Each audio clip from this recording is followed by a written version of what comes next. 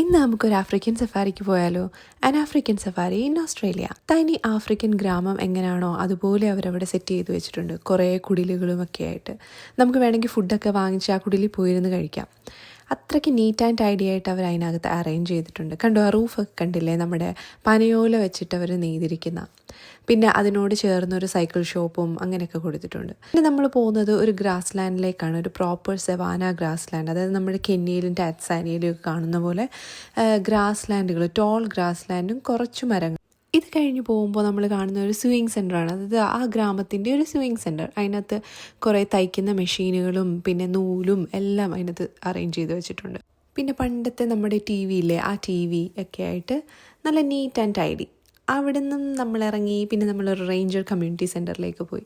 അതിനകത്ത് നമ്മൾ റേഞ്ചേഴ്സ് എന്താണ് അവരുടെ ഡെയിലി ഷെഡ്യൂൾ അല്ലെ വീക്ക്ലി പ്ലാൻസ് എന്നൊക്കെ ഒരു ബോർഡിൽ അവർ എഴുതി വെച്ചേപ്പുണ്ട്. നെക്സ്റ്റ് ഇത് കണ്ടില്ലേ, എനിക്കൊന്ന് നമ്മുടെ ഇപ്പോഴത്തെ അവൻ അല്ലെ ഗ്രില്ല് പണ്ട് അവർ പാകം ചെയ്യാൻ യൂസ് ചെയ്തായിരിക്കാം ഫുഡ് കുക്ക് ചെയ്യാൻ. ഇത് കഴിഞ്ഞ് നെക്സ്റ്റ് പോകുന്നത് നമ്മളൊരു എക്സൈറ്റിംഗ് ട്രിപ്പിനാണ്, അതായത് African animal trip, African animal safari. അപ്പം നമ്മുടെ സഫാരി ട്രക്ക് വന്നു.